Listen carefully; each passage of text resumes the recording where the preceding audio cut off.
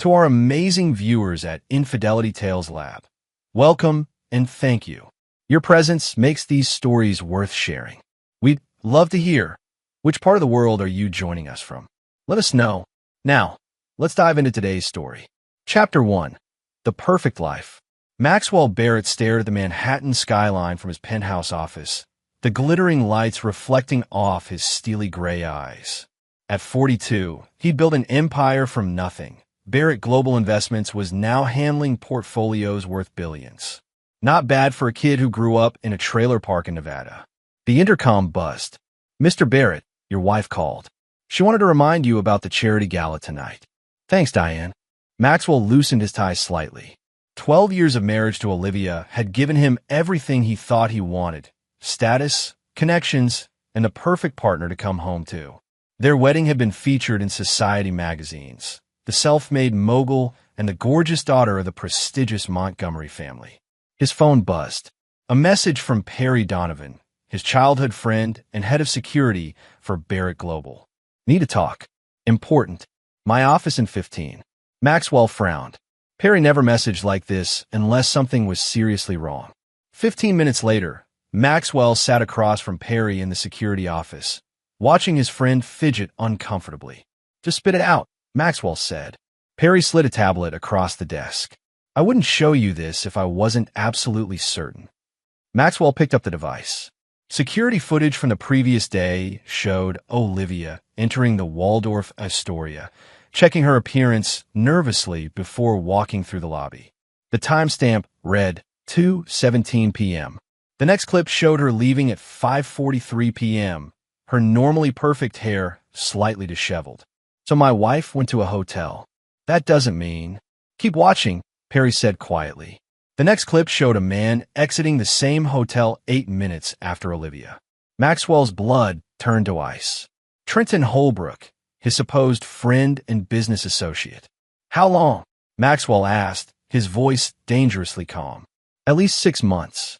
Maybe longer." "You're sure?" Perry nodded gravely. "Hotel records, text messages, calls. They've been careful, but not careful enough." Maxwell stared at the frozen image of Trenton's smug face. "I want everything. Every meeting, every text, every call." "Already compiling it," Perry said. "What are you going to do?" Maxwell stood, straightening his custom suit jacket. "I'm going to charity gala with my wife. And then I'm going to destroy them both." That night, Maxwell watched Olivia as she worked the room at the gala. Her emerald dress highlighted her perfect figure, her blonde hair cascading over bare shoulders. She was radiant, laughing with New York's elite, her hand occasionally brushing his arm in practiced affection. Every touch now felt like betrayal. "You're quiet tonight," Olivia whispered, leaning close. Her familiar perfume, the one he'd bought her in Paris, made his stomach turn. "Just tired," he replied, forcing a smile. "Big deal coming up." "The Dubai project?" she asked, her interest seemingly genuine. "Among others." As they drove home in their Bentley, Maxwell studied his wife's profile in the dim light. The woman he'd given everything to. The woman who'd vowed to love him forever. The woman who was sleeping with one of his closest associates. "I love you," she said as they prepared for bed, kissing him lightly. "I love you too," he lied, his mind already calculating, planning, preparing for war. Chapter 2. The Investigation. For 3 weeks, Maxwell maintained the perfect facade. He kissed Olivia goodbye each morning, attended business meetings, made dinner reservations at her favorite restaurants, all while compiling evidence of her betrayal. Perry had installed surveillance in both their Manhattan penthouse and Hampton's estate. Maxwell's private investigator, Francine Lopez, tracked the lovers' movements, photographing their accidental encounters at coffee shops and their not-so-coincidental meetings at the Waldorf.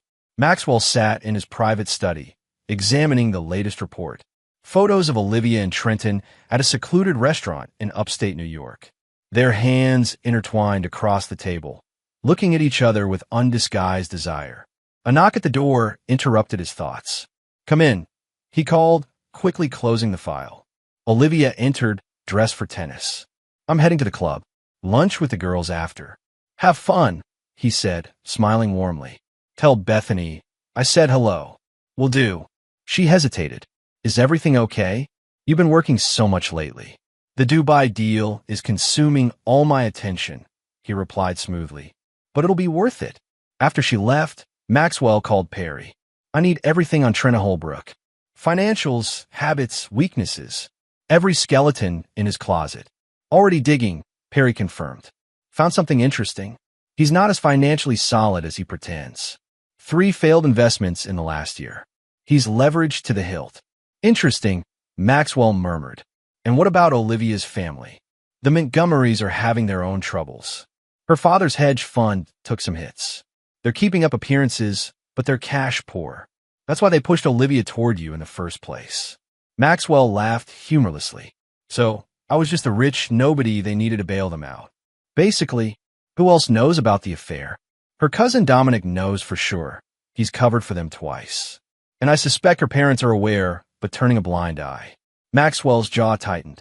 The Montgomerys had always treated him with barely concealed disdain. Old money looking down on the nouveau riche. Never fully accepting him despite his success. There's something else, Perry added. Olivia's been asking questions about your finances. Specifically about the Dubai project. Some of those questions have been relayed to Trenton. Maxwell's eyes narrowed.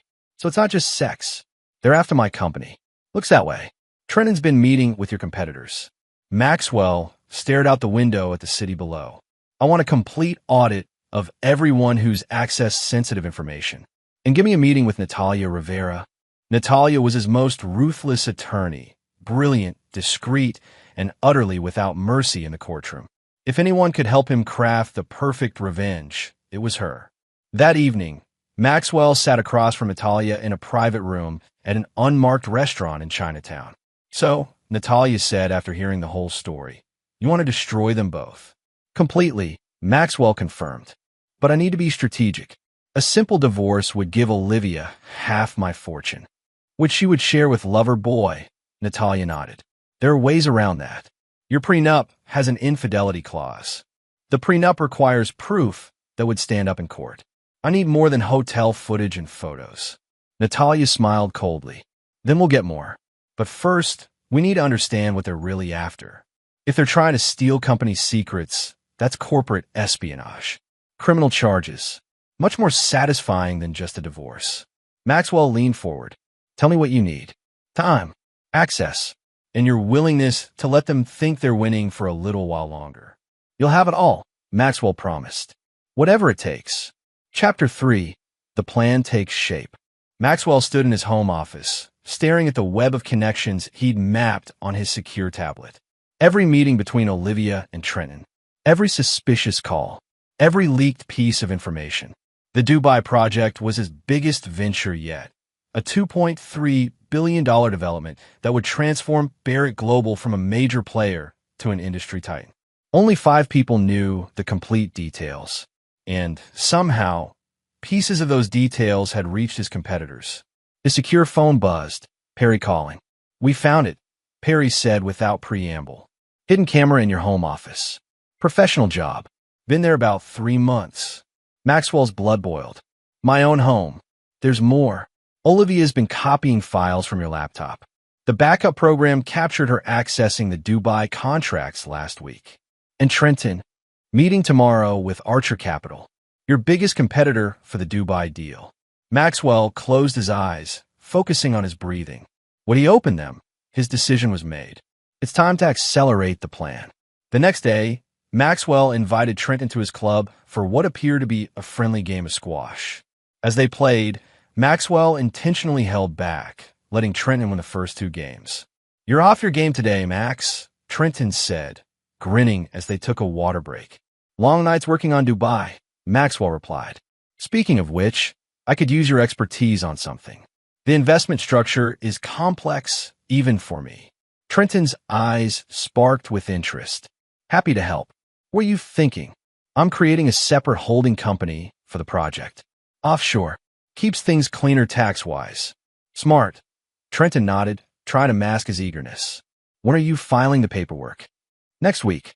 I'll send you the preliminary docs. Would appreciate your review before they go to legal. Of course, anything for you. Anything except loyalty, Maxwell thought, watching Trenton's barely concealed excitement. That night, Maxwell deliberately left his laptop open in his home office before telling Olivia he was going to the gym. Instead, he went to the building's security room, watching through the hidden cameras as Olivia slipped into his office 20 minutes later. She went straight to his computer, scrolling through documents about the fictitious offshore company, complete with account numbers, access codes, and details of undisclosed investors. All fake, all traceable when accessed. As she photographed the screen with her phone, Maxwell smiled coldly. The bait had been taken. The next phase began at the Montgomery family estate in Connecticut, where Olivia's cousin Alexandra was celebrating her engagement to a British financier. Maxwell made sure to tell Olivia he couldn't attend due to an emergency meeting in Dubai. "I'm so sorry, darling," he said, kissing her cheek as he packed a small suitcase. "I'll make it up to you." "It's fine," she said, her disappointment seemingly genuine. "The Dubai deal is important. Alexandra will understand. Give her my congratulations, and apologize to your parents for me." Maxwell had Olivia's car service take her to Connecticut while he boarded his private jet. But instead of flying to Dubai, the plane circled back, landing at a private airfield where a helicopter waited. Meanwhile, at the Montgomery estate, the engagement celebration was in full swing.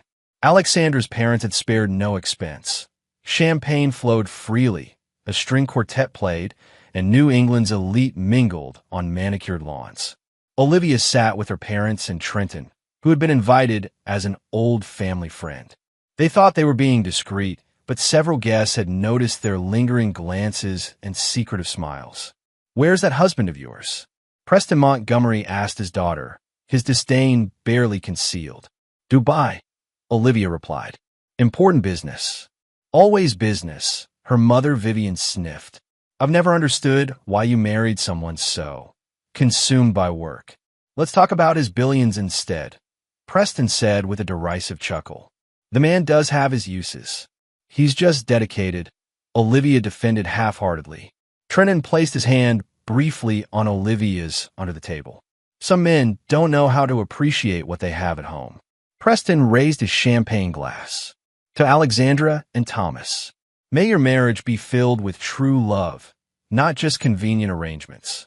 The subtle dig at Olivia and Maxwell's marriage drew knowing smirks from those closest to the family. As the evening progressed, the whispers about Olivia's imaginary husband grew more brazen. Preston, increasingly intoxicated, began openly mocking Maxwell. "Another no-show from the great Maxwell Barrett," he announced to their table. "Always chasing the next billion while neglecting his responsibilities here." "Daddy, stop," Olivia said weakly. "What?" "It's true. I'm beginning to think this Dubai trip is fictional. Or perhaps the mysterious Maxwell Barrett himself is the fiction, a wallet with a man occasionally attached." Awkward laughter rippled through the group. Vivian joined in.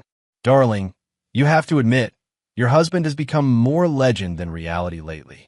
When was the last time anyone actually saw him at a family event?" Olivia's cheeks flushed with embarrassment and anger. Trenton squeezed her hand sympathetically under the table. Just then, the distinctive whump-whump of helicopter blades cut through the evening air. Conversations halted as guests looked skyward. A sleek black helicopter approached, hovering momentarily before landing on the expansive lawn. Olivia froze, champagne glass halfway to her lips. The helicopter door opened, and Maxwell Barrett stepped out, impeccably dressed in a custom suit. He straightened his tie and walked confidently toward the gathered guests, who had fallen into stunned silence. He approached the main table, kissing a shocked Alexandra on both cheeks. "Congratulations on your engagement. Sorry I'm late. Had to park the helicopter." His eyes found Olivia, who had gone pale. "Hello, darling. Surprised to see me?" Behind her, Trenton nearly choked on his champagne. Maxwell turned to his in-laws with a cold smile. "Preston, Vivian, always a pleasure. I trust you've been enjoying the evening? You seemed quite amused about something when I arrived." Preston sputtered. "Maxwell, we didn't expect." "Clearly," Maxwell replied, his tone pleasant but his eyes glacial. "My pilot did exceptional work getting us back from Dubai so quickly. I wouldn't miss my cousin-in-law's engagement for the world. He turned to the assembled guests, a toast to the happy couple, and perhaps another to the importance of appearances. As champagne glasses clinked nervously around them, Maxwell placed his hand possessively on Olivia's shoulder. "Darling, there's someone I'd like you to meet. My new business partner from Dubai." He gestured toward the helicopter, from which emerged a stunningly beautiful woman in a designer dress. "Everyone, this is Layla Nazari. She'll be instrumental in the Dubai project moving forward." He looked directly at Trenton. "All other partnerships are being reevaluated." The message was clear to those who needed to hear it. The hunter had become the prey. Chapter 4: Opening Moves. The morning after the engagement party, Maxwell sat across from Olivia at their dining table, calmly sipping coffee while reading financial news on his tablet. The silence between them was thick with unspoken accusations. "You never mentioned bringing a helicopter to the party," Olivia finally said, her voice carefully neutral. Maxwell looked up, his expression pleasant. "I wanted to surprise you. And Layla Nazari? You've never mentioned her before." "Haven't I? She's been crucial to the Dubai negotiations. Beautiful and brilliant, a rare combination." Olivia's knuckles whitened around her coffee cup. "She seemed very attached to you." "Business partners often are," Maxwell replied. "Much like you and Trenton have become close through charity work." Her eyes flickered with momentary panic before she composed herself. "Trenton's been a good friend to both of us." "Indeed. So good he's willing to help review confidential documents. I sent him some Dubai information yesterday." Maxwell watched her carefully. "Strange. He mentioned you'd already discussed some of those details with him." I might have mentioned the project in passing." Maxwell smiled thinly. "Of course. Well, I should get to the office. I have a board meeting to prepare for." At Barrett Global Headquarters, Maxwell convened his most trusted team: Perry, Natalia, and his CFO, Vincent Torres. Olivia and Trenton took the bait, Maxwell announced. They accessed the fake offshore account information. More importantly, Trenton sent it to Archer Capital this morning. "Perfect," Natalia said. "That's actionable corporate espionage. But we don't move on that yet," Maxwell clarified. "First, we hit their personal weak spots." He turned to Vincent. "What's the status on Trenton's financials?" "He's overextended on 3 properties and has significant margin calls coming due. He's been keeping up appearances, but he's one bad month from insolvency." "And the Montgomerys?" "Preston's hedge fund is underperforming badly. They've been selling assets quietly to maintain their lifestyle." Maxwell nodded. "Here's what happens next. Vincent, call in Trenton's personal loans from Barrett-affiliated banks. All of them, simultaneously. That's $3 million in loans," Vincent noted. "He won't be able to cover them." "Exactly. Perry, leak rumors about Preston Montgomery's fund to your contacts at the Wall Street Journal. Nothing specific, just enough to make investors nervous." "And Olivia?" Natalia asked. Maxwell's expression hardened. "For now, nothing obvious. But freeze her supplemental credit cards. Limit cash withdrawals to $500 daily. Tell the house staff they need approval for any expenses over $1,000. Financial squeeze," Perry nodded approvingly. "They'll feel the pressure, but won't immediately connect it to you." Meanwhile, Maxwell continued. "I need all communications between Trenton and Archer Capital documented. And I want weekly updates on my wife's movements." That evening, Maxwell brought home an unexpected guest for dinner, Layla Nazari. "I hope you don't mind," he told a visibly displeased Olivia. "Layla had no dinner plans, and we have business to discuss." Throughout dinner, Maxwell and Layla discussed the Dubai project in detailed terms that clearly excluded Olivia from the conversation. Layla touched Maxwell's arm frequently, laughing at his jokes and offering insights that impressed even Olivia. "Your husband is remarkable," Layla told Olivia. "Such vision, such intensity." Olivia forced a smile. "Yes, Maxwell has always been driven." "More than driven," Layla corrected. "He's transformative." The Dubai partners were skeptical until they met him in person. Now they won't work with anyone else. After Layla left, Olivia confronted Maxwell in their bedroom. "Was that necessary? Parading your new business partner in our home?" Maxwell feigned surprise. I thought you'd appreciate meeting the woman who's helping secure our financial future. He paused. Unless you found the Dubai project uninteresting lately? What's that supposed to mean? Nothing at all. He kissed her forehead. I have an early meeting. Don't wait up. The next morning, Trenton Holbrook received simultaneous calls from 3 different banks, all demanding immediate repayment of his loans. His financial advisor informed him that his credit lines had been frozen and his request for loan extensions denied. By noon, Preston Montgomery was fielding panic calls from investors wanting to withdraw from his fund after rumors of mismanagement surfaced in financial circles. And Olivia Barrett discovered her shopping spree at Bergdorf's cut short when her cards were declined. The customer service representative informed her that her spending limit had been adjusted at the primary cardholder's request. The squeeze had begun. Chapter 5, Pressure Points. 2 weeks after the engagement party, Trenton Holbrook paced nervously in Maxwell's office, visibly agitated. I don't understand why you won't guarantee the loan, Trenton said. We've been friends for years. It's a temporary cash flow issue. Maxwell leaned back in his chair, expression sympathetic but firm. The banks made their decision based on your financials, Trenton. I can't interfere with their risk assessments. But you have influence, which I use judiciously, Maxwell interrupted. Look, I can offer you a consulting position on the Dubai project. It won't solve all your problems, but it's something. Hope flickered across Trenton's face. That would be very helpful. Of course, you'd need to sign our standard non-disclosure and non-compete agreements. Archer Capital has been circling the project. We need to ensure our team's loyalty. Trenton paled slightly. Non-compete, standard procedure, Maxwell said smoothly. Natalia will send over the paperwork this afternoon. 6 months guaranteed work at $20,000 per month. It was a lifeline Trenton couldn't refuse, despite knowing it would prevent him from working with Archer Capital, where he'd been promised a partnership position in exchange for information on Barrett Global's Dubai project. Meanwhile, Olivia was having lunch with her mother at an exclusive Manhattan restaurant. I don't understand what's happening, Vivian complained. Your father's investors are withdrawing millions. The club is threatening to revoke our membership over delayed dues. We're having our own issues, Olivia admitted. Maxwell has suddenly become controlling with money. That's not like him. He's always been so eager to prove he belongs in our circles. Olivia lowered her voice. I think he suspects something. Vivian's eyes widened. About Trenton? Impossible. You've been careful. The helicopter at Alexandra's engagement party. The way he introduced that woman, Layla, it felt like a message. Don't be paranoid, darling. Men like Maxwell don't notice such things. They're too busy making money. Maybe, Olivia said uncertainly. But Trenton's having financial problems too. Suddenly and simultaneously. Coincidence, Vivian dismissed. Though perhaps you should be more attentive to Maxwell for a while. At least until your father's situation improves.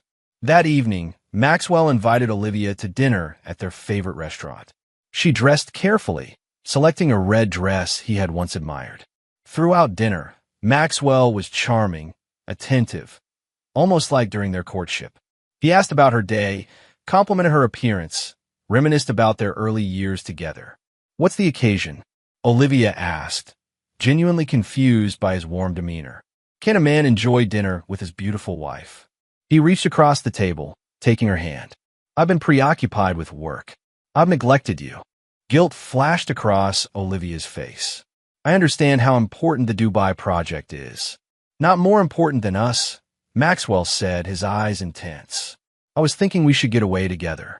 After the Dubai contracts are signed next month. Maybe that villa in Santorini you loved.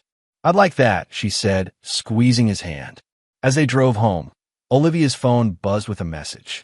She angled it away from Maxwell, but not before he glimpsed Trenton's name on the screen. Problem? Maxwell asked casually. No, she said quickly. Just Alexandra with more wedding questions. The lie hung between them in the car's darkness. Back at Barrett Global, Perry updated Maxwell on their surveillance. Trenton's desperate, Perry reported. He's tried to contact Archer Capital 3 times, but they're ghosting him now that he's signed her non-compete. And the information he already passed to them. Useless. The fake offshore accounts were convincing enough that archers spent considerable resources investigating them. When they discover they've been chasing shadows, they won't be happy. Maxwell nodded. What about Olivia? Still seeing Trenton, but they're getting sloppy. Meeting more frequently, taking fewer precautions. They're panicking. Perfect. Time for the next phase. Maxwell handed Perry a USB drive. Have this accidentally discovered in my home office. Make sure Olivia finds it. The drive contains selective information about the real Dubai project.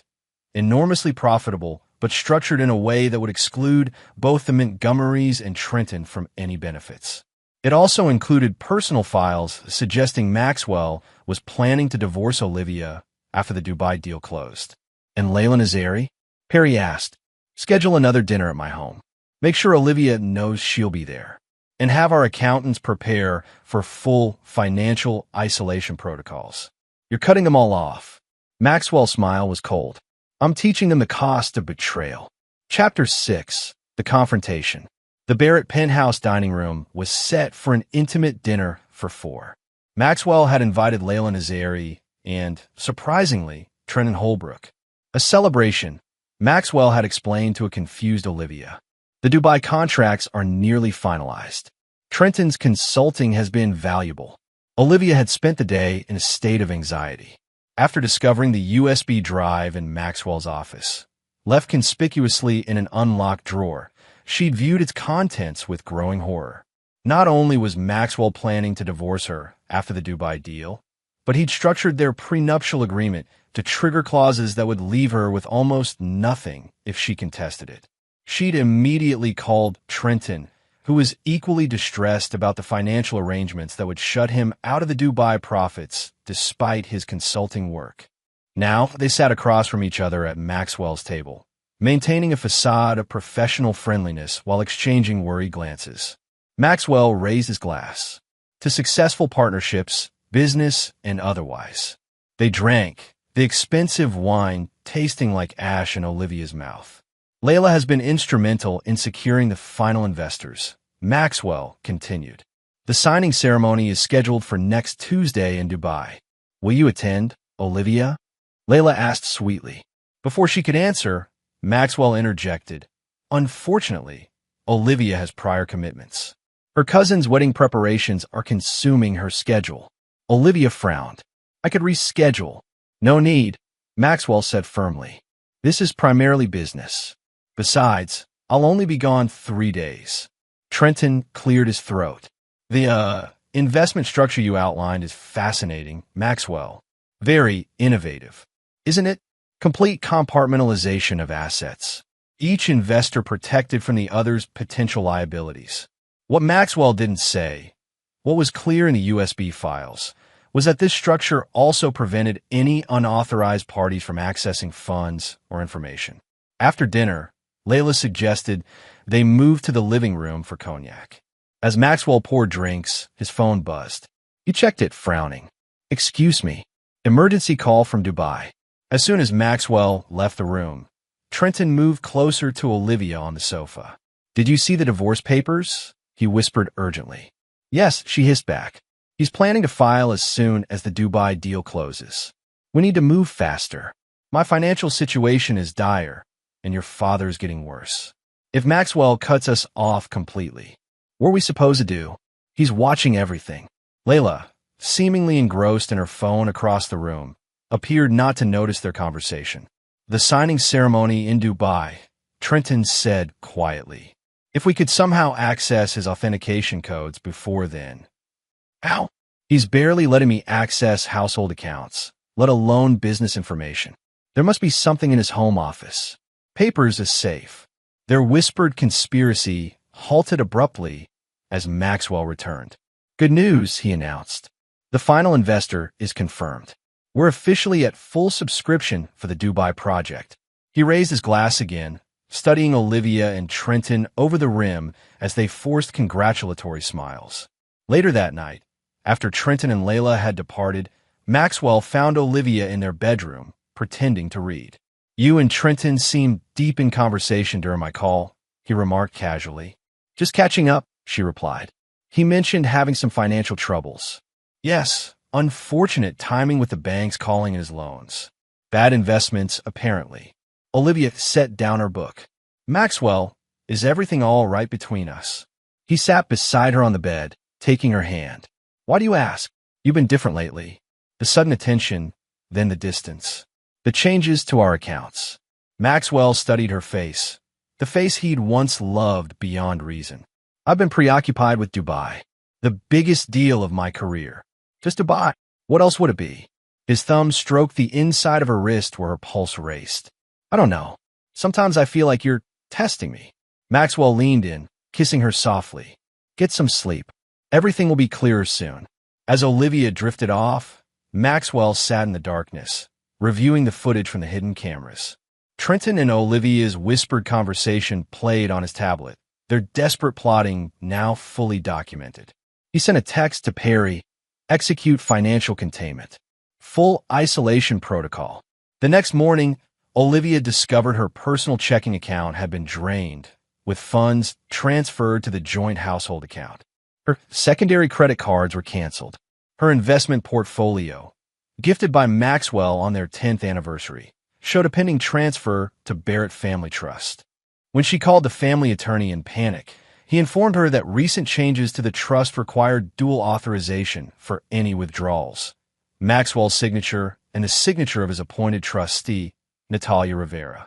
Simultaneously, Trenton Holbrook received notice that his consulting position with Barrett Global was terminated, effective immediately, for violation of confidentiality agreements. His final payment was withheld pending legal review. Preston Montgomery's hedge fund received formal notice from 4 major banks that they were calling in their loans due to material adverse changes in the fund's performance. The noose was tightening. That evening, Maxwell didn't come home. Olivia's calls went straight to voicemail. At 10 p.m., she received a text. Working late. Don't wait up. Preparations for Dubai signing ceremony taking longer than expected. In desperation, she called Trenton. He knows, she said as soon as he answered. Maxwell knows everything. Calm down, Trenton urged, though his own voice shook. He can't prove anything. My accounts are frozen. Daddy's fund is collapsing. Your job is gone. What more proof does he need? We need to be smart about this. If he files for divorce based on infidelity, you get nothing. We need leverage. What leverage? He's thought of everything. Not everything, Trenton insisted. He still needs to close the Dubai deal. That's his vulnerability. How does that help us? His authentication codes. The signing authority. If we could access those before the ceremony. You want me to steal from my husband? Olivia asked, incredulous. I want us to secure our future, Trenton countered. One transaction, routing a percentage of the funds to an account he can't trace. Enough to ensure we're taken care of no matter what he does next. After a long silence, Olivia whispered, his safe. In the home office. He thinks I don't know the combination, but I saw him open it once. Can you check it tonight? I'll try. After the household staff leaves. What Olivia couldn't know, was that Maxwell was sitting in the security room of their building, listening to every word through the penthouse's surveillance system. Beside him, Perry Donovan smiled grimly. She took the bait, Perry said. Maxwell nodded. And now we have conspiracy to commit fraud on record. To go with the corporate espionage, attempted theft, and infidelity. Your divorce will be very one-sided. This isn't about divorce, Maxwell said quietly. It's about justice. At precisely 11:17 p.m., security cameras recorded Olivia Barrett entering her husband's home office. She approached the wall safe hidden behind a painting, carefully entering the combination. The safe opened. Inside, she found exactly what Maxwell had wanted her to find, a folder labeled Dubai, final authorization codes, and a handwritten note about the signing ceremony schedule. What she didn't find was the small camera recording her actions from inside the safe or the GPS tracker activated when she removed the folder. As Olivia photographed the documents with her phone, Maxwell watched from the security room, his expression impassive. Call Natalia, he instructed Perry. Tell her we have everything we need. Chapter 7. The Trap Springs. The morning of the Dubai signing ceremony arrived with a sense of inevitability. Maxwell Barrett's private jet was scheduled to depart at noon. Before leaving for the airport, he made one final stop at Barrett Global Headquarters. Natalia Rivera waited in his office with the final legal documents. Everything is prepared, she confirmed. The moment they attempt to access the authorization codes, we'll have them. And the real Dubai contracts. Secure. The actual signing is happening here in New York tomorrow, not in Dubai. The partners have been briefed about the security concerns. Maxwell nodded. Olivia and Trenton. Our surveillance team reports they met an hour ago at his apartment. She brought the documents from your safe. Good. Make sure Preston and Vivian Montgomery are included in today's actions. They've enabled this from the beginning. Maxwell's phone buzzed with a message from Perry. Oh, just left T's apartment. Heading to Archer Capital offices. Right on schedule, Maxwell murmured. At Archer Capital's Manhattan headquarters, Trenton Holbrook and Olivia Barrett were escorted to a conference room where Douglas Archer himself waited. This is highly irregular, Archer said, studying the documents Olivia had spread on the table. These authorization codes belong to Barrett Global. My husband has been planning to cut me out of everything, Olivia explained desperately. This is my only protection, and you're willing to redirect 20% of the Dubai funds to anonymous accounts. Archer asked, eyebrow raised. It's insurance, Trenton insisted. Once the transaction is confirmed, you'll have legitimate access to the investment structure. Your company benefits, we get protection, everyone wins. Except Maxwell Barrett, Archer noted dryly. He'll still make billions, Olivia said dismissively. He just won't be able to use the deal to destroy us.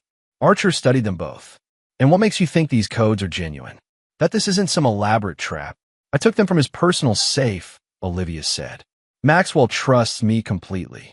Trenton nodded emphatically. The signing ceremony is happening in Dubai today. This is our only chance. Archer seemed to consider this before nodding to his assistant. Verify these codes through our banking contacts. If they check out, we proceed. What none of them realized was that Douglas Archer had received a visit from Natalia Rivera the previous day. The codes would indeed verify, and when used, would trigger a comprehensive digital trail directly to Archer Capital Systems. Meanwhile, Maxwell's jet took off from Teterboro Airport, but he wasn't on it. The plane carried Layla Nazari and several Barrett Global executives to maintain the appearance of the Dubai trip. Maxwell himself was in a secure office across town, watching as the trap unfolded. At 3:17 p.m., Archer Capital System attempted to access the Barrett Global Authentication portal using the stolen codes.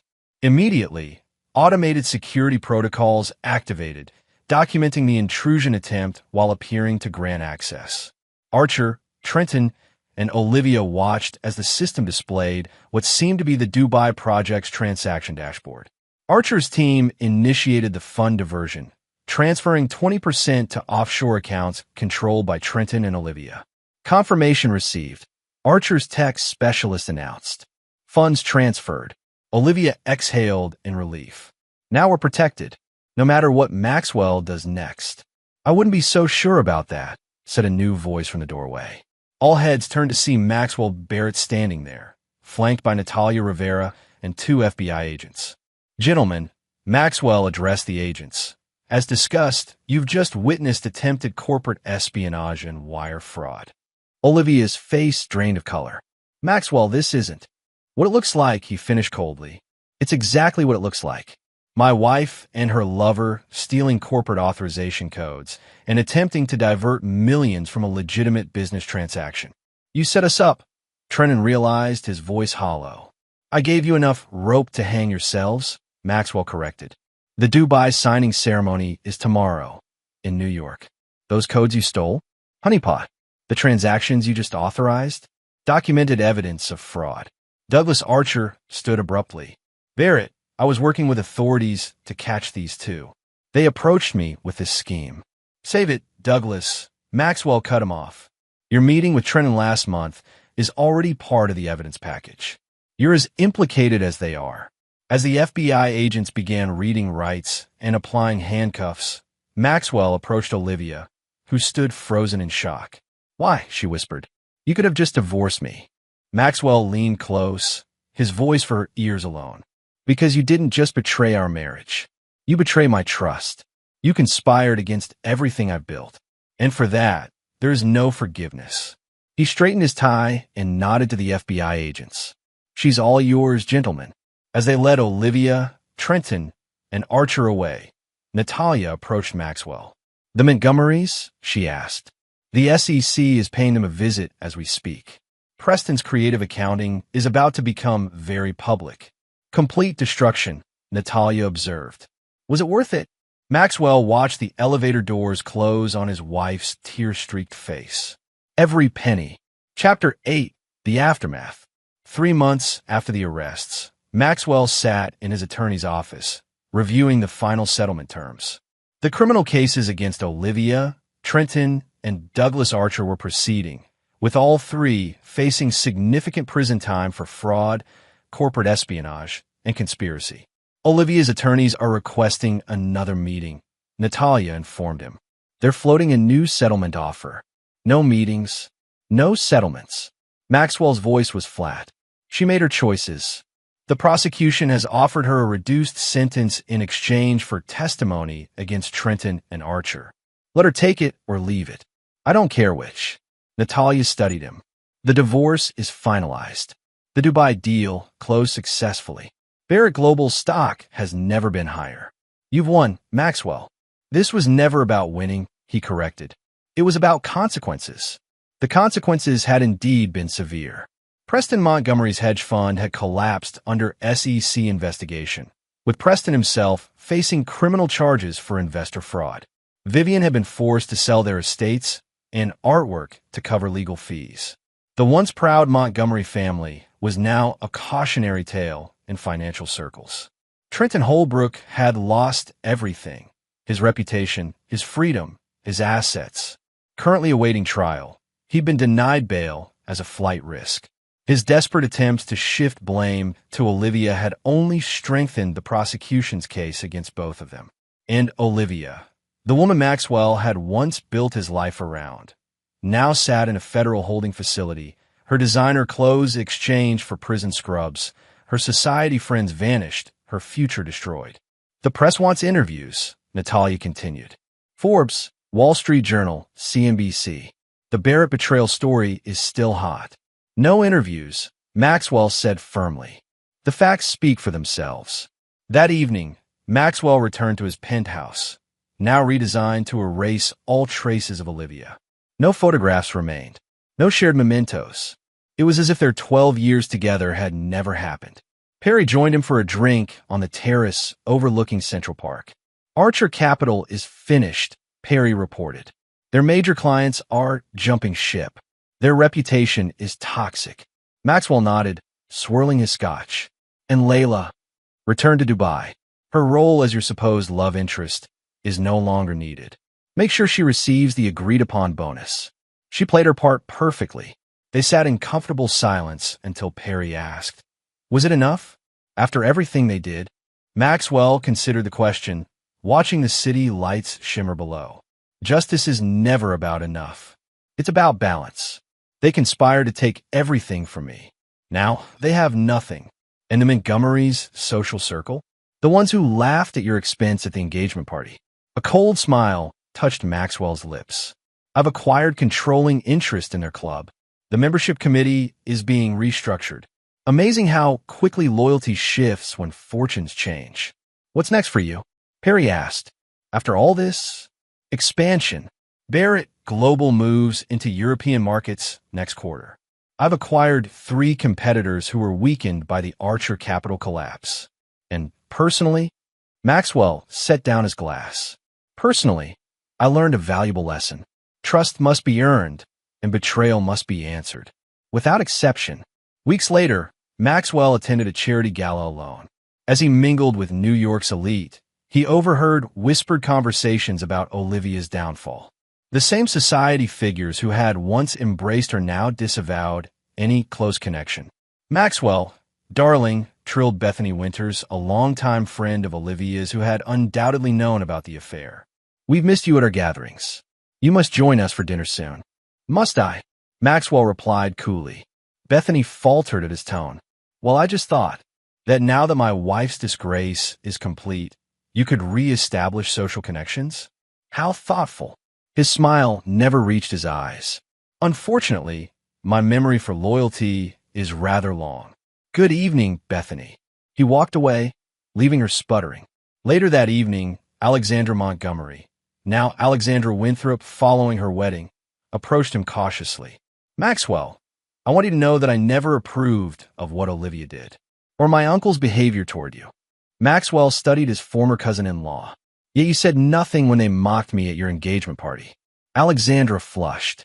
I was a coward. I didn't want to upset my parents. And now that your parents are social pariahs facing financial ruin, now I'm trying to do what's right, regardless of family loyalty. Maxwell considered this an admirable sentiment, one your cousin might have benefited from. Is there any chance you might forgive her eventually, after she's served her time? Maxwell's expression hardened. There are some betrayals that time doesn't heal, Alexandra. Some choices that permanently alter the relationship between cause and effect. He straightened his cufflink. Olivia chose her path. Now she walks it alone. Chapter 9. 5 years later. Maxwell Barrett stood at the window of his London office, watching rain streak down the glass. At 47, he was now one of the most powerful financial figures in the world. Barrett Global had tripled in size, with offices in 12 countries. The Dubai development had been just the beginning. A knock at the door interrupted his thoughts. Come in, he called. Natalia Rivera entered, elegant as ever in a tailored suit. She'd become his chief legal officer after the Olivia affair, her ruthless efficiency proving invaluable during Barrett Global's expansion. The Archer Capital assets have been fully liquidated, she reported. Douglas Archer was denied parole again. Good, Maxwell said simply. There's something else. Olivia is being released next month. Early parole for good behavior. Maxwell showed no reaction. Irrelevant. Her attorney contacted us. She's requesting a meeting. Denied. Natalia hesitated. She claims to have information about other conspirators who weren't caught in our initial investigation. After 5 years, Maxwell raised an eyebrow. Desperation makes for convenient memory enhancement. Still, protocol suggests. The protocol for betrayal is clear, Natalia.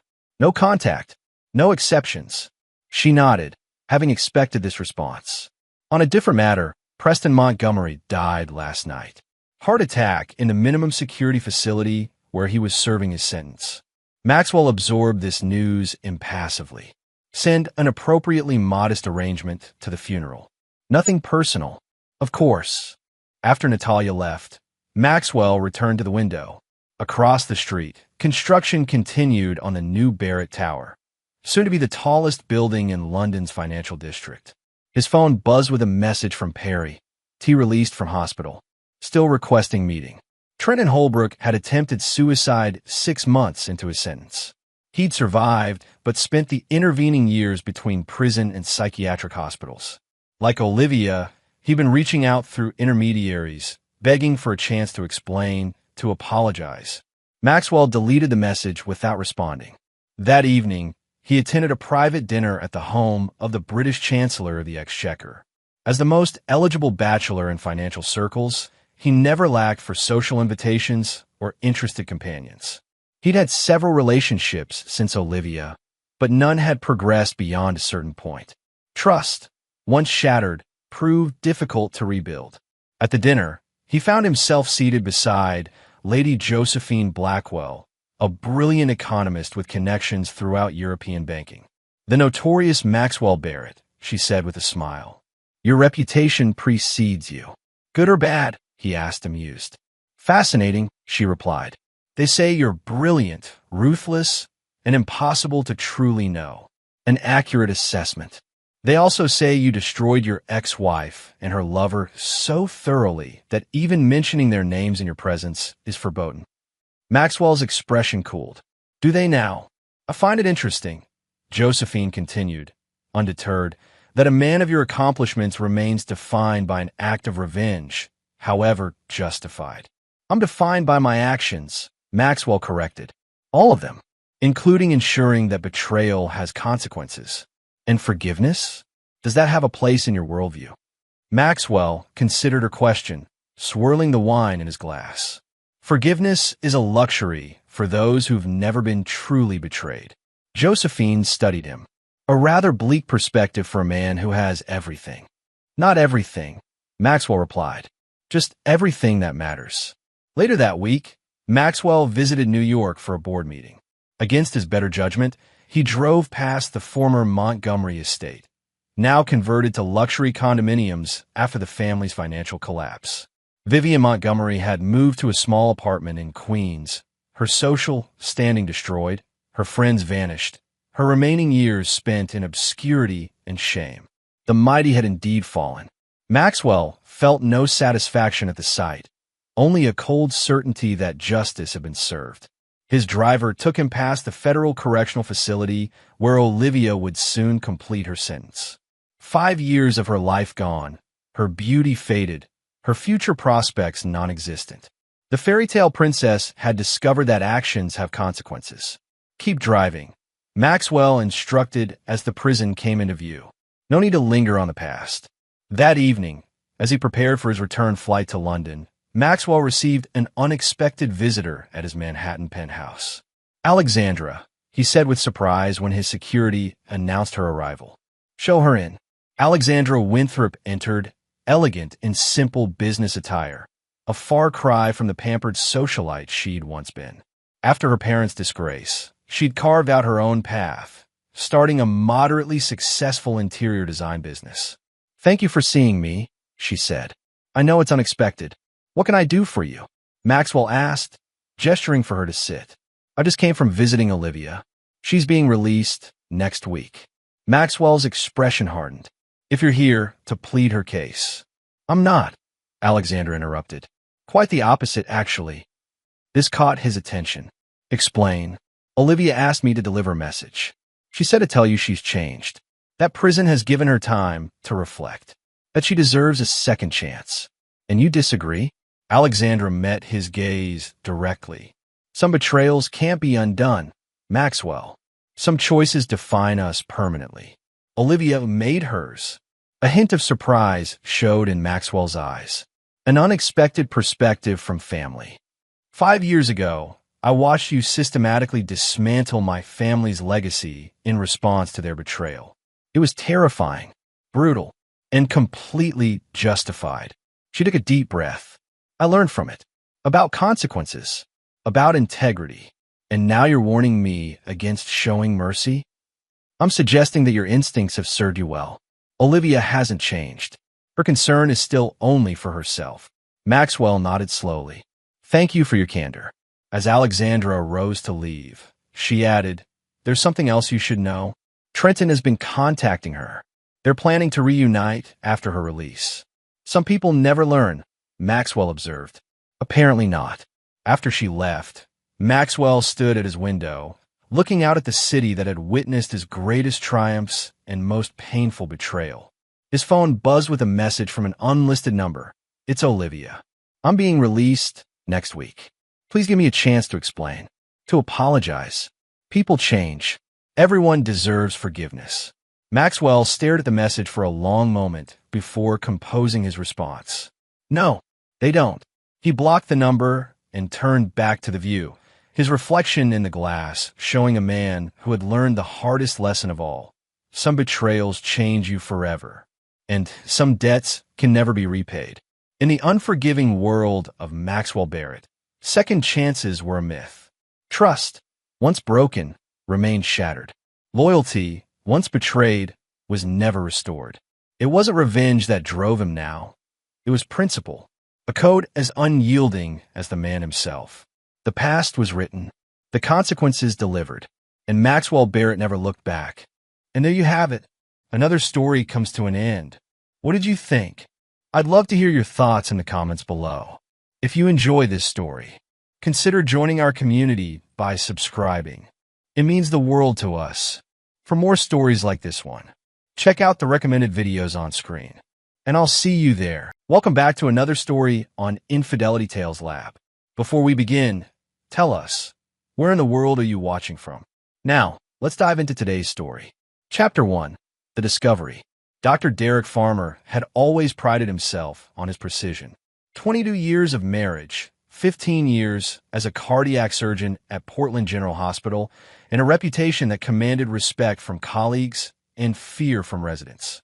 His life was ordered, methodical, and predictable, exactly how he liked it. That Saturday afternoon changed everything. Dad, help! The panic in 13-year-old Tommy's voice cut through the autumn air as Derek worked in his garage. He found his son clutching his left arm, blood seeping through his fingers from a gash he'd gotten falling off his bike into the neighbor's construction debris. "Let me see," Derek said, his medical training kicking in automatically. "I already looked at it," came Naomi's voice from behind them. His wife emerged from the house, her nurse's bag in hand. "It's not that deep. Just needs cleaning and bandaging." Derek watched as Naomi, his wife of 22 years, mother of his child, and head nurse in the hospital's emergency department, efficiently cleaned the wound. Her movements were practiced, confident. She'd been treating cuts and scrapes since before they'd met in medical school. "There," she said, securing the bandage with medical tape. "Good as new. No stitches needed." Derek nodded, trusting her judgment. Naomi had seen thousands of wounds. If she said it was fine, it was fine. But 3 hours later, when Derek checked on Tommy before dinner, the white bandage was completely soaked through with blood. "Naomi," he called, but she was on the phone in their bedroom, her voice low and intimate in a way that made something cold settle in his stomach. He'd been hearing that tone more frequently lately, always when she thought he wasn't listening. Derek carefully unwrapped the bandage himself. The cut was indeed deep, deeper than Naomi had indicated, but that wasn't what made his blood freeze. Tucked inside the bandage, deliberately placed against the wound, was a small piece of rusted metal. Surgical steel, to be precise, deliberately inserted to cause infection. His hands shook as he recognized the specific alloy. This wasn't random debris. This was from a surgical instrument, filed down and aged with chemicals. Someone with medical knowledge had planted this. Derek grabbed his son and ran outside when he realized it was attempted murder. The cold October air hit his face as the pieces fell into place. Naomi's late nights at the hospital, her sudden interest in life insurance policies, the way she'd insisted on treating Tommy's wound alone, the metal fragment that would have caused a severe infection, possibly sepsis, in a child. His wife was trying to kill their son, and Derek was going to find out why. Chapter 2, The Investigation. Derek spent the next week in careful observation mode, his surgical training serving him well in the art of patient watching. He said nothing to Naomi about the metal fragment, instead storing it in a secure container in his office safe. To anyone observing, he appeared to be the same devoted husband and father he'd always been. But inside, Derek Farmer was conducting surgery on his own life, dissecting each conversation, each glance, each supposedly innocent moment with the precision of a scalpel. The first revelation came Tuesday morning. While reviewing surgical schedules, Derek noticed something odd in the hospital's employee access logs, information he had administrative access to as head of cardiac surgery. Naomi's key card had been used to enter the medical supply room at 2:47 a.m. 3 weeks ago. The same night, she'd claimed to be working a double shift in the ER. Derek cross-referenced the ER schedules. Naomi hadn't been scheduled that night. The second revelation came Wednesday evening. While Naomi showered, Derek scrolled through her phone, something he'd never done in 22 years of marriage. What he found made his hands clench into fists. Messages with someone named C, dating back 8 months. "Can't wait to be free of him. Tommy too. The insurance money will set us up for life. Are you sure about the kid? That's crossing a line, Naomi. He's not even yours, remember? Derek doesn't know. Never has." Derek's world tilted. Tommy wasn't his son. The metal fragment should work. Slow infection looks accidental. No one will question a simple cut gone wrong. What about Derek? Car accident. Next month. I got a plan. Derek screenshotted everything before deleting the messages from a recent activity. Naomi emerged from the bathroom, toweling her dark hair, and smiled at him. The same warm smile she'd given him for over 2 decades. "How was your day, honey?" "Fine," Derek replied, his voice steady. Inside, he was already planning. The third revelation came Friday afternoon when Derek followed C from the hospital parking lot. Chad DeLeon, the new anesthesiologist who joined their team 6 months ago. Young, handsome, and according to hospital gossip, single. Derek watched from his car as Chad entered a downtown apartment building. A little research revealed Chad had signed a lease 9 months ago, right around the time he and Naomi had started their affair. Derek sat in his car for an hour, watching the building, making mental notes. Chad drove a red BMW, license plate memorized. Second-floor apartment, corner unit. Large windows facing the street. That evening, Derek tucked Tommy into bed, looking at the boy, Naomi's son, but not his, with a mixture of love and rage. Tommy had no idea he was living with a woman who tried to kill him, who was planning to kill the only father he'd ever known. Dad, Tommy's voice was sleepy. Thanks for taking care of my arm. Mom's great with the little stuff, but you always know what to do when it's really bad. Derek's throat tightened. I'll always take care of you, son. Always. Because Tommy might not be his biological child, but Derek had raised him, loved him, been there for every scraped knee and bad dream. That made Tommy his in every way that mattered. And Derek Farmer protected what was his. Chapter 3, The Plan. Derek spent his weekend researching.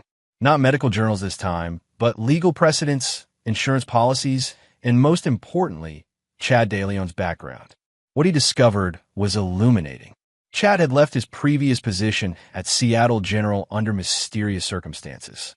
No formal complaints, but Derek's contacts in the medical community painted a picture of a man who'd had affairs with multiple colleagues' wives. A pattern of behavior that had never quite crossed into actionable territory, but had made him unwelcome. More interesting was Chad's financial situation. Despite his substantial anesthesiologist salary, he was drowning in debt. Gambling addiction, according to one colleague Derek had called. Chad needed money badly. The life insurance policies Naomi had been reviewing made sense now. Derek's policy was worth $3 million. Tommy's was worth $1 million, a policy Naomi had insisted on when he was born, claiming it was responsible parenting.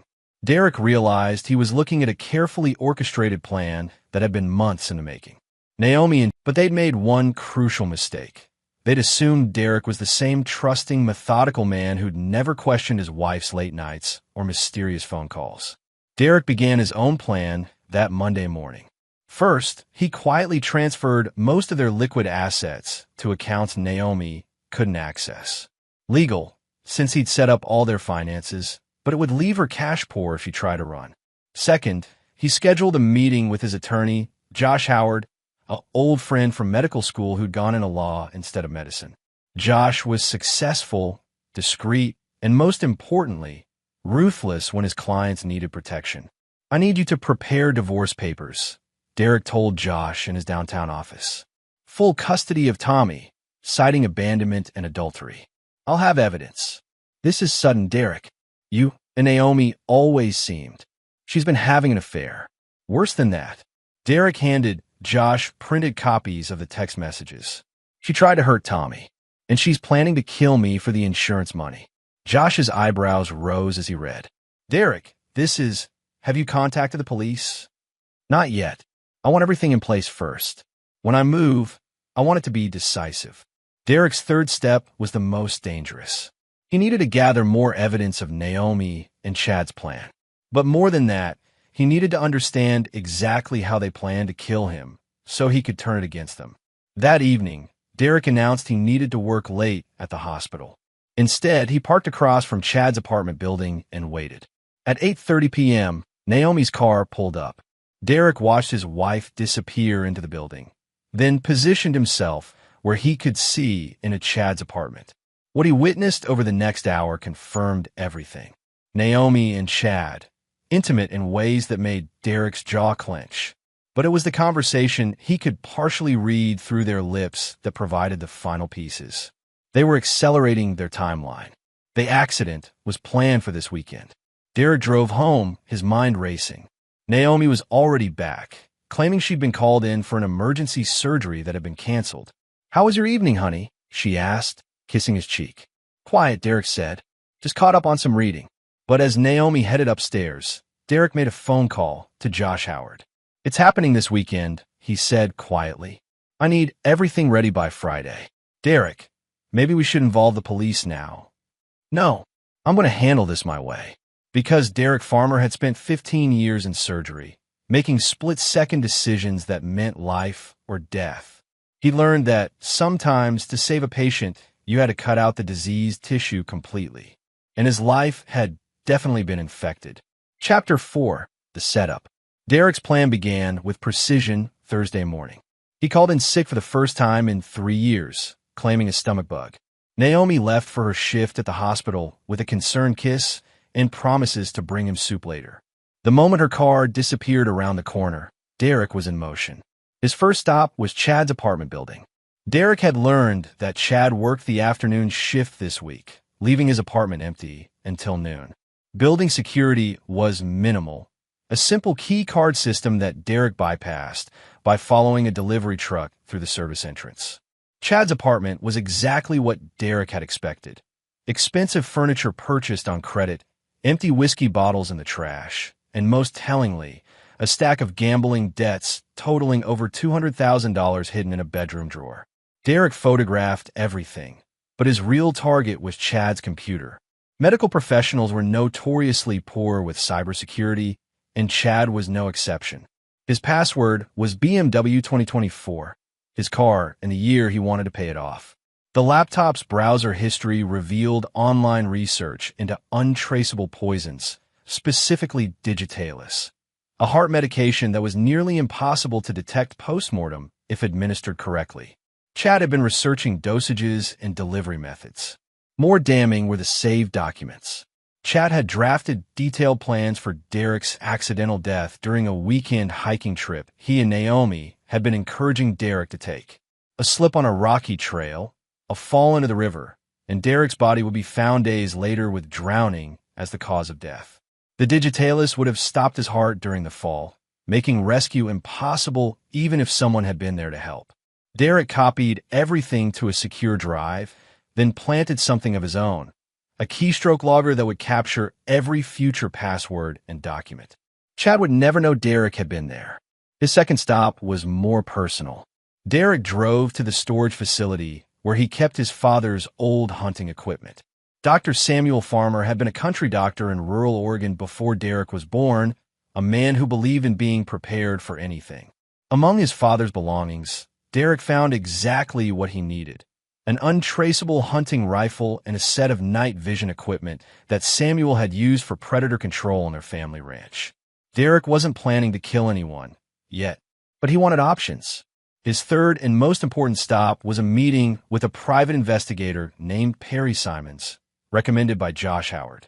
Perry was ex-military, specialized in domestic cases, and most importantly, asked no questions as long as the retainer was paid in cash. I need complete surveillance on 2 people, Derek told Perry in the investigator's downtown office. My wife and her lover. I need to know everywhere they go, everyone they meet, and every conversation they have for the next week. Perry studied Derek with calculating eyes. This about the insurance money? Derek's surprise must have shown on his face because Perry smiled grimly. Your wife's been asking questions around town.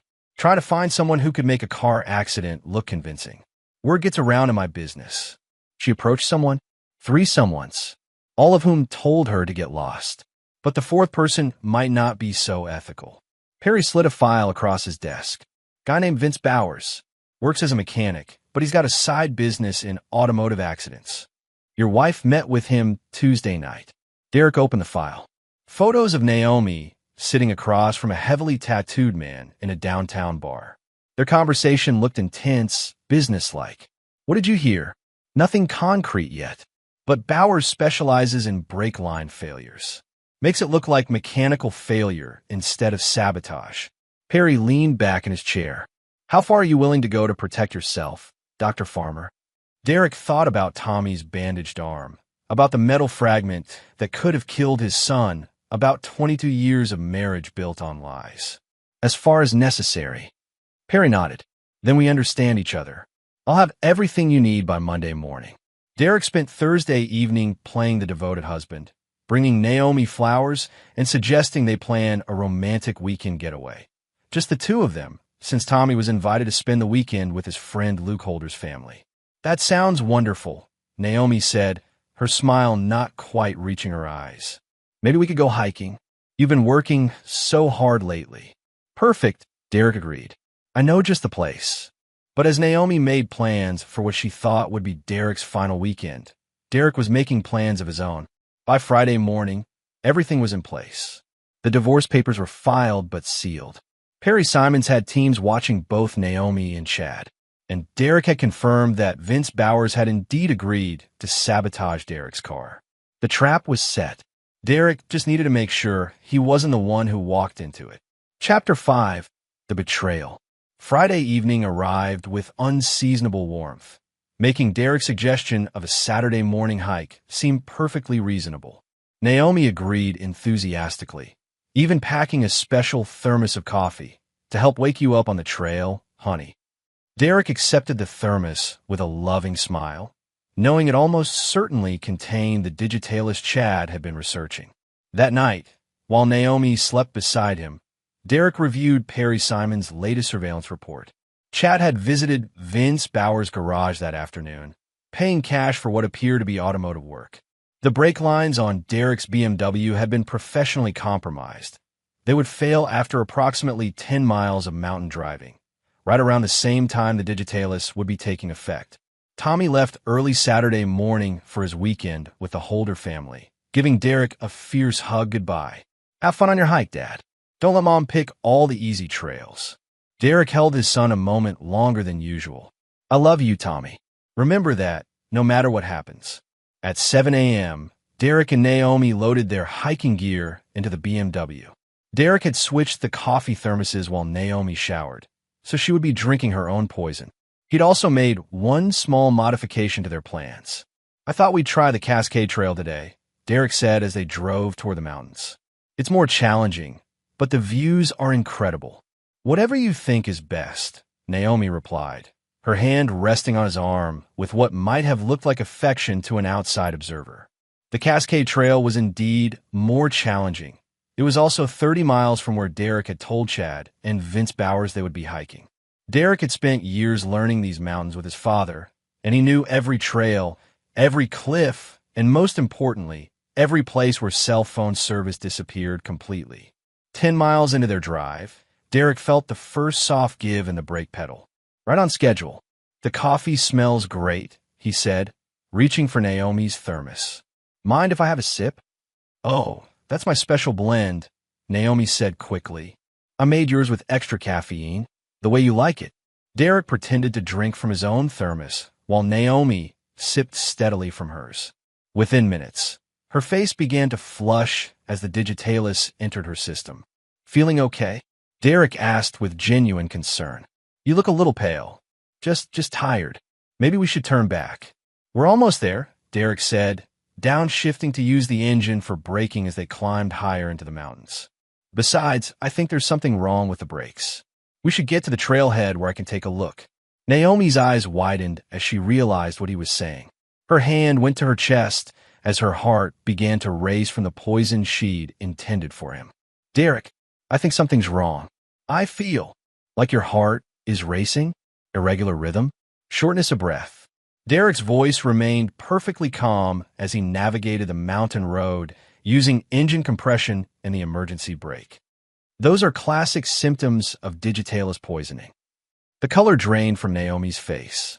How do you? The same way I knew about the metal fragment you put in Tommy's bandage. The same way I knew about Chad DeLeon. The same way I knew about your plan to kill me for the insurance money. Derek pulled into the empty trailhead parking lot, the BMW coming to a safe stop despite the sabotage brake lines. Naomi fumbled for her phone, but Derek had already confirmed there was no signal at this elevation. The coffee was meant for me, wasn't it? Just like the accidental brake failure. You and Chad thought you had it all figured out. Derek turned to face his wife of 22 years. But you made one mistake. Derek, please. Let me explain. You tried to hurt Tommy. Derek's voice was arctic. That child never did anything to deserve a mother who would poison him for money. And when that failed, You decided to kill me too. Naomi was breathing heavily now, the digitalis affecting her cardiovascular system exactly as intended. The hospital. We need to get to the hospital. Do we?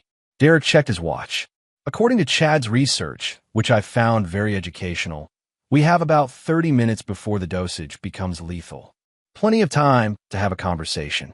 Derek reached into his hiking pack and pulled out printed copies of every text message, every photo, every piece of evidence he'd gathered over the past week. I know about the gambling debts. I know Chad's been using you to pay them off. I know Tommy isn't my biological son, though I'm curious. Who is his real father? Naomi's eyes filled with tears, though Derek couldn't tell if it was from emotion or the drugs affecting her system. Derek, I was young. I made mistakes. Mistakes. Derek's composure finally cracked. Try to murder a 13-year-old boy isn't a mistake, Naomi. It's evil. The mountain silence stretched between them as Naomi's breathing became more labored. Here's what's going to happen, Derek said finally. I'm going to drive back down this mountain. When I get to a place with cell phone service, I'm going to call 911 and report a terrible accident. My wife drank coffee that was meant for me, coffee that had been poisoned by her lover as part of a murder plot. You can't. I'm dying. Yes, you are. The same way you planned for me to die. The only difference is that I have an antidote in my pack. Derek held up a small vial. Digoxin Immune Fab. It'll neutralize the digitalis completely. Hope flared in Naomi's eyes. But I'm not going to give it to you, because you tried to kill my son, and that is unforgivable. Derek started the engine, the emergency brake still functional despite Vince Bauer's sabotage work. Please, Naomi whispered. I'm sorry. I'll confess everything. I'll leave Chad. We can start over. Derek looked at the woman he'd loved for over 2 decades, the mother of the child he'd raised as his own, and felt nothing but cold satisfaction. No, he said simply. We can't. Chapter 6, The Cleanup. Derek drove down the mountain at exactly the speed limit, using the emergency brake and engine compression to maintain control of the BMW.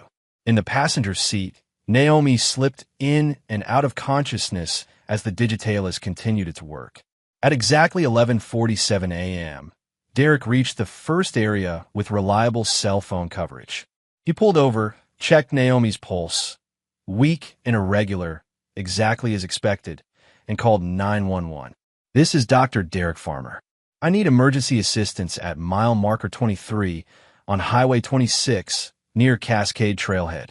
My wife has been poisoned and I need immediate medical evacuation. The 911 dispatcher's voice was calm and professional. Dr. Farmer, can you describe her symptoms? Classic digitalis poisoning. Irregular heartbeat, nausea, confusion. She's unconscious now. I believe someone put it in her coffee this morning. Sir, did you say someone put poison in her coffee? Yes. My wife has been having an affair with Dr. Chad De Leon, an anesthesiologist at Portland General Hospital. Based on evidence I've uncovered, they were planning to kill me today for life insurance money. It appears Dr. De Leon gave her the poisoned coffee, not realizing she would drink it herself. Derek provided the dispatcher with exact coordinates, medical details, and a careful recounting of the morning's events. All perfectly truthful, merely omitting certain key details about Thermos switching and Derek's own prior knowledge. The life flight helicopter arrived within 20 minutes. Derek watched with professional detachment as the paramedics worked to stabilize Naomi, administering the same antidote he'd carried in his pack, but chosen not to use. Is she going to make it? Derek asked the flight medic, playing the concerned husband perfectly. We caught it in time, but it's going to be close. The digitalis has caused significant cardiac arrhythmia. Derek rode in the helicopter, holding Naomi's hand as she drifted between consciousness and cardiac distress. During her few lucid moments, she looked at him with something between hatred and desperate hope. Please, she whispered during one brief awakening. Don't let me die. I'm doing everything I can, Derek replied, his voice carrying just the right note of loving concern for the benefit of the medical team. But he made no moves to improve her treatment, offered no additional medical insights that might help, and said nothing about the specific antidote dosages he knew would be most effective. By the time they reached Portland General Hospital, Naomi was in full cardiac arrest. Derek watched from the hallway as his colleagues in the emergency department worked frantically to save his wife's life. Dr. Trevor Barker, the head of cardiology, led the resuscitation effort while Derek provided the attending team with background information. "She'd been acting strangely lately," Derek told them. "Secretive. I found out this week she was having an affair with Chad DeLeon from anesthesiology." The revelation sent murmurs through the medical team. Workplace affairs were common enough, but attempted murder was something else entirely. "Dr. Farmer," came a voice behind him. Detective Andrew Crawford from Portland Police had arrived with remarkable speed. "I need to ask you some questions about this morning." Derek spent the next hour providing a detailed statement. He described discovering his wife's affair, finding evidence of a murder plot, and realizing too late that Naomi had been given poisoned coffee intended for him. "Where is Dr. DeLeon now?" Detective Crawford asked. "I assume he's at work. His shift started at noon." Crawford made a phone call. 20 minutes later, Chad DeLeon was in custody, found in the hospital parking lot attempting to flee in his red BMW. When police searched his vehicle, they found a receipt from Vince Bauer's garage, several vials of digitalis stolen from the hospital pharmacy, and detailed notes about Derek and Naomi's hiking plans. Derek felt a cold satisfaction watching through the emergency department windows as Chad was led away in handcuffs.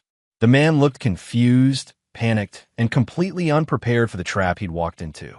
At 4:17 p.m., Dr. Trevor Barker emerged from the trauma bay with the expression Derek had seen thousands of times, the look of a physician who'd lost a patient despite their best efforts. "Derek, I'm sorry. We couldn't get her rhythm back. The digitalis caused too much damage to her cardiac conduction system." Derek nodded, his face a mask of controlled grief. "She was a good nurse. She didn't deserve this." It was even true in a way. The woman he'd married 22 years ago had been good. But that woman had died months ago, replaced by someone willing to murder a child for money. Detective Crawford approached with careful sympathy.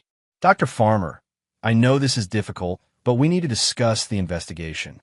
Dr. DeLeon is claiming this was all your wife's idea, that she manipulated him into helping." "That's not true," Derek said firmly. "Chad is the one with gambling debts. He needed money desperately. Naomi was naive, vulnerable after years of feeling neglected by my work schedule. He used her."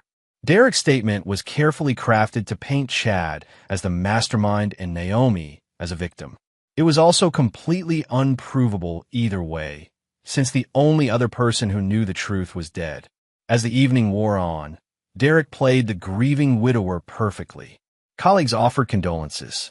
Tommy was brought home from his weekend trip, confused and devastated by his mother's sudden death.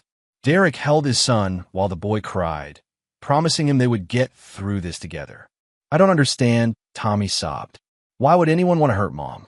Some people do terrible things when they're desperate," Derek said softly. "But Mom loved you very much. Never doubt that." It was even true. Whatever else Naomi had become, Derek believed she had loved Tommy in her own way. She just loved money more. Chapter 7. The Trial. 3 months later, Derek sat in the Portland County Courthouse watching Chad DeLeon's murder trial reach its conclusion. The prosecution had built a compelling case. A gambling-addicted anesthesiologist who'd seduced a colleague's wife and manipulated her into a murder plot for insurance money. Chad's defense attorney had tried to paint Naomi as the mastermind, but the evidence told a different story. Chad's browser history, his meeting with Vince Bowers, his attempts to flee, all pointed to a man who'd planned and executed a murder scheme. Derek testified as the grieving widower, describing how he'd discovered his wife's affair and the plot against his life. His testimony was flawless, emotional without being overdramatic, factual without revealing his own role in orchestrating Naomi's death. "Dr. DeLeon preyed on my wife's vulnerabilities," Derek told the jury. "She was lonely, feeling disconnected from our marriage because of my demanding work schedule. He convinced her that killing me was the solution to their financial problems." The jury deliberated for less than 4 hours. "Guilty on all counts," the foreman announced. "Murder in the first degree, conspiracy to commit murder, and attempted murder. Chad DeLeon received life in prison without possibility of parole. As the verdict was read, he looked directly at Derek with an expression of pure hatred, as if he somehow knew Derek had orchestrated his downfall. Derek met his gaze without flinching. Chad could suspect all he wanted. There was no evidence Derek had done anything other than discover his wife's betrayal and suffer the consequences. After the trial, Derek was approached by Josh Howard outside the courthouse. "It's over," Josh said. "Chad's appeals will fail." Vince Bowers took a plea deal and testified against him. "Everyone involved is either dead or in prison." "Good," Derek replied. "Tommy needs closure. How is he handling everything?" Derek considered the question. Tommy had struggled with his mother's death and the revelations about her affair, but he was resilient. At 13, he was old enough to understand that adults sometimes made terrible choices, but young enough to heal from the trauma. "He's going to be fine. We both are." And it was true. Derek had emerged from the ordeal with everything he'd wanted. Chad and Naomi were gone, Tommy was safe, and Derek's reputation remained intact. The insurance money from Naomi's death had been paid without question. Murder victims' life insurance policies weren't voided when the victim was also a conspirator. More importantly, Derek had discovered something about himself during those dark months. He was capable of far more than he'd ever imagined when protecting what mattered to him. The mild-mannered surgeon who'd trusted his wife for 22 years had been replaced by someone harder, more calculating, and infinitely more dangerous. Derek returned to work at Portland General Hospital the following Monday. His colleagues treated him with respectful sympathy, praising his strength in the face of tragedy. Several offered to help with Tommy's care, creating a support network that would ensure the boy never felt abandoned. Dr. Farmer came a voice behind him as he reviewed surgical schedules in his office. Derek turned to find Dr. Marina Steele, the new head of emergency nursing who'd replaced Naomi. "Marina, how are you settling in?" "Very well, thank you. I wanted to discuss the new protocols for medical supply access. We need to tighten security after—" She gestured vaguely, referring to Chad's theft of digitalis from the pharmacy. "Of course. What do you recommend?" As Marina outlined her proposals, Derek found himself evaluating her with new eyes.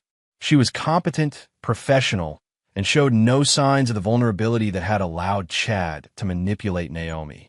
But Derek would never again assume that competence and professionalism meant trustworthiness. That evening, Derek picked up Tommy from soccer practice and took him to dinner at their favorite restaurant. A father-son tradition they'd maintained even during the darkest period of Naomi's betrayal. "Dad," Tommy said over his burger, "kids at school are still asking questions about Mom and Dr. DeLeon." "What kind of questions?" "Whether you knew, whether you suspected, whether you're angry." Derek considered his answer carefully. "I'm sad that your mother made the choices she did. I'm angry that Chad DeLeon took advantage of her. But mostly, I'm grateful that we discovered the truth before anyone else got hurt." "Do you think Mom really would have gone through with it? Killing you, I mean?" Derek looked at his son, not his biological child, but his son in every way that mattered, and chose honesty. "I think your mother was lost, Tommy. She made so many bad choices that she couldn't see a way back to being the person she used to be. That doesn't excuse what she planned to do, but it helps me understand how she got there." Tommy nodded, processing this with the seriousness of a boy who'd been forced to grow up too quickly. "I'm glad you're still here, Dad." "So am I, son. So am I." Chapter 8. New Beginnings. 1 year after Naomi's death, Derek had settled into a routine that felt both familiar and entirely new.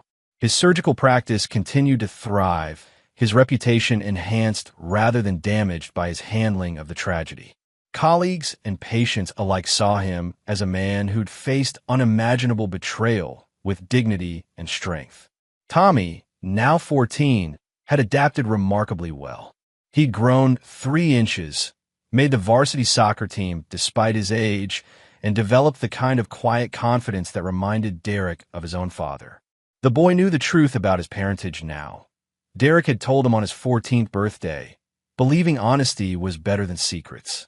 "You're my dad in every way that matters," Tommy had said simply.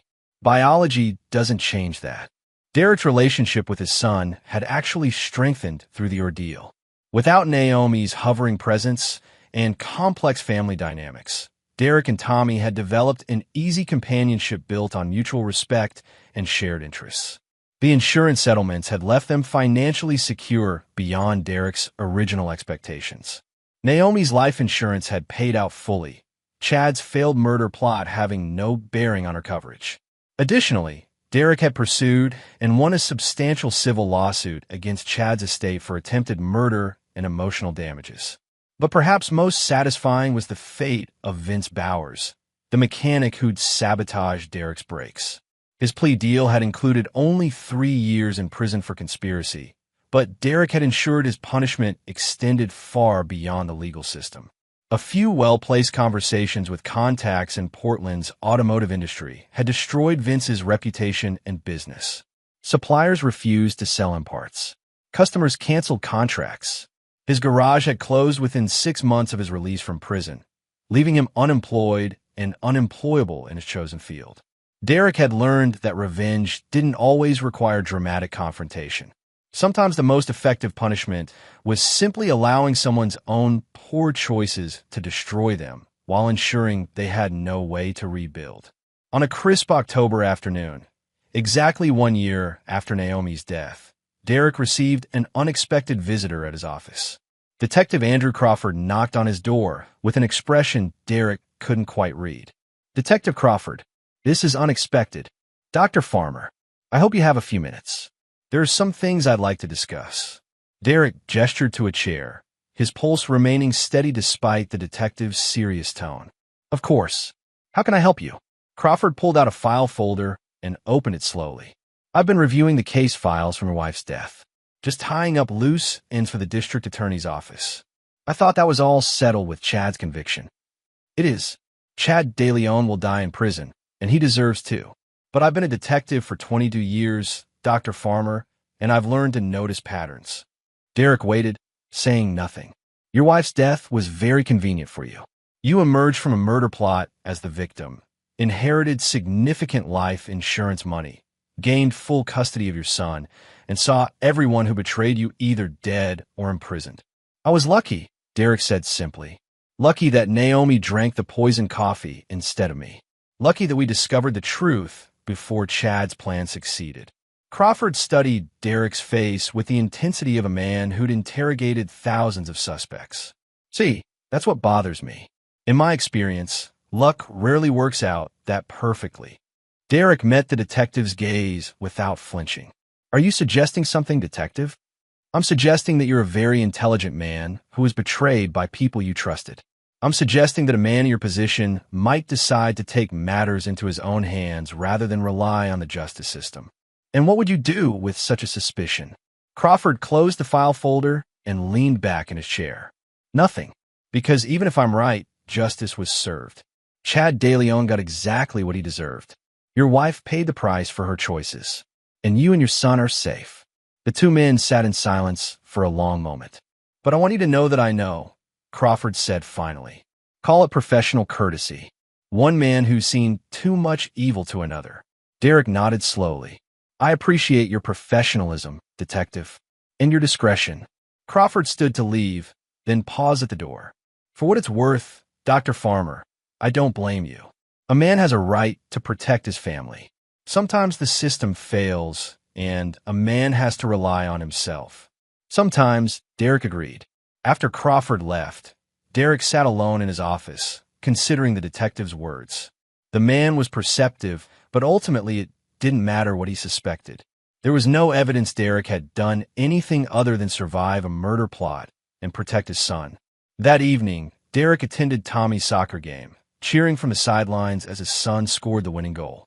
Afterward, they went for ice cream and discussed Tommy's plans for high school, his interest in potentially following Derek into medicine, and his excitement about an upcoming camping trip with Derek's brother's family.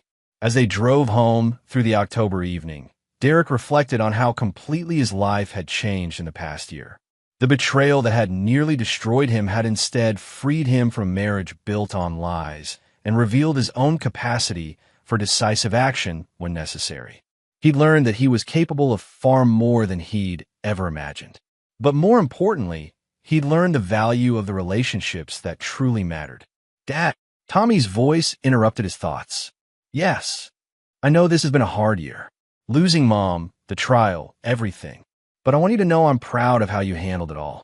You protected us. Derek smiled, reaching over to squeeze his son's shoulder. That's what fathers do, Tommy. We protect what matters most. Chapter 9. Resolution. 5 years later, Derek Farmer stood at the podium of Portland General Hospital's annual awards banquet, accepting recognition as the hospital's chief of surgery. At 45, he'd reached the pinnacle of his profession while maintaining the personal stability that had eluded him during his marriage to Naomi. Tommy, now 19 and a sophomore at Stanford University studying pre-med, sat at the head table beaming with pride. The gangly 13-year-old who'd cut his arm that fateful October day had grown into a confident young man with his father's intelligence and determination, but with a warmth and optimism that Derek envied. 5 years ago, Derek told the assembled crowd of medical professionals, I learned that leadership isn't about avoiding crises, but about how we respond when everything we thought we knew turns out to be wrong. Medicine teaches us that sometimes, to save a patient, we have to cut away diseased tissue completely. The same is true in life. The audience applauded, unaware of the deeper meaning behind Derek's words. They saw a man who'd overcome personal tragedy to achieve professional excellence. They had no idea they were looking at someone who'd orchestrated one of the most perfect revenge schemes in Portland's history. After the ceremony, Derek was approached by Dr. Marina Steele, now the hospital's chief of emergency medicine and Derek's closest professional colleague. Over the 5 years since Naomi's death, Marina had proven herself to be everything Naomi had pretended to be: competent, trustworthy, and genuinely caring about her patients and colleagues. Congratulations, Derek. Well deserved. Thank you. I couldn't have achieved this without the support of colleagues like you. Marina smiled, but Derek detected something else in her expression. Derek, there's something I've been wondering about for a while. About Naomi and everything that happened. Derek's attention sharpened, though his expression remained pleasantly neutral. What about it? I've reviewed the medical records from that day. The digitalis dosage Naomi received was precisely calculated to be lethal, but only after a specific time delay. It's the kind of precise calculation that would require extensive medical knowledge. Chad was an anesthesiologist. He would have had that knowledge. Yes, but Chad's medical school records show he was barely competent in pharmacology. His professors consistently noted his difficulty with dosage calculations. Marina paused, studying Derek's face. But you're a cardiac surgeon. Digitalis dosing is something you'd know intimately. Derek said nothing, waiting. I'm not asking you to confirm anything, Marina continued. I'm just saying that if someone I cared about was in danger, and if the system failed to protect them, I might be tempted to take matters into my own hands. That would be a serious accusation. It's not an accusation. It's an understanding. Marina's voice was quiet but firm. Naomi tried to kill Tommy. She tried to kill you. Whatever happened to her, she earned it. Derek looked at Marina, brilliant, ethical, and apparently more perceptive than he'd realized. After a moment, he made a decision. Hypothetically speaking, he said carefully, what would you do with such an understanding? Nothing. Because justice was served. Tommy is safe, you're safe, and the people who threatened your family are gone. Marina paused. But I want you to know that if you ever need someone you can trust completely, someone who understands that sometimes good people have to make difficult choices, you have that. Derek felt something he hadn't experienced in years. The possibility of genuine partnership with someone who saw him clearly and accepted what she saw. I appreciate that, Marina. More than you know. Derek, Dad. Tommy's voice interrupted as he approached with 2 other young people. I want you to meet my girlfriend, Clara, and my roommate, Josh. Derek turned his attention to his son, who was introducing him to a young woman with kind eyes and an easy smile, and a serious young man who reminded Derek of himself at that age. It's an honor to meet you, Dr. Farmer, Clara said. Tommy talks about you constantly. All good things, I hope. He says you're the strongest person he knows. That you taught him that protecting the people you love is the most important thing in life. Derek glanced at Tommy, seeing the man his son was becoming. strong, principled, and capable of making difficult decisions when necessary. The traits Derek had modeled for him through years of careful guidance. Family is everything, Derek said simply. Everything else is just details.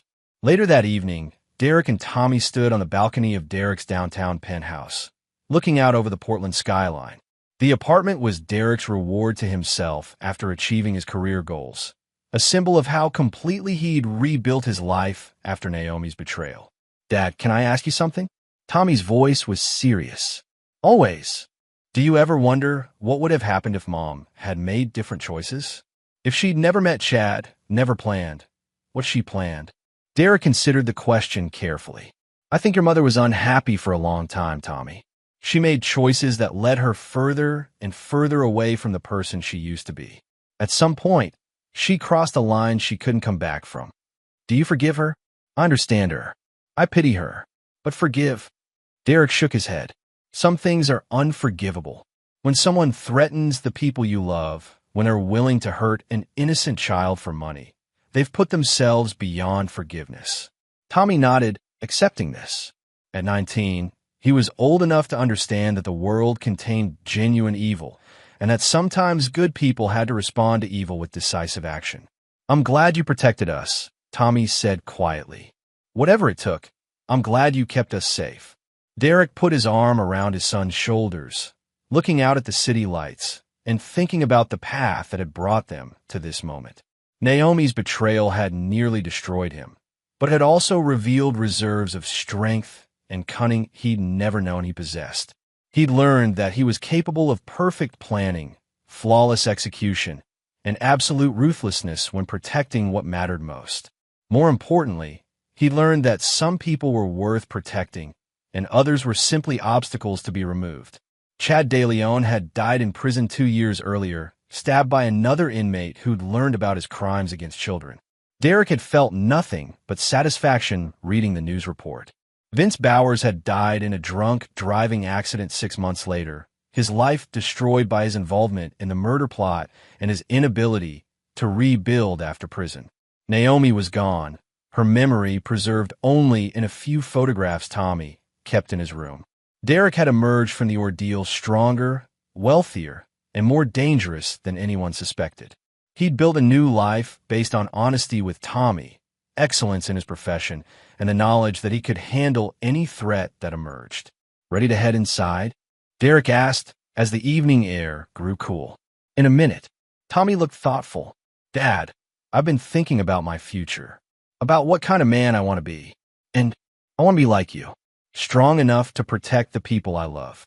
Smart enough to see threats before they become dangerous. And decisive enough to act when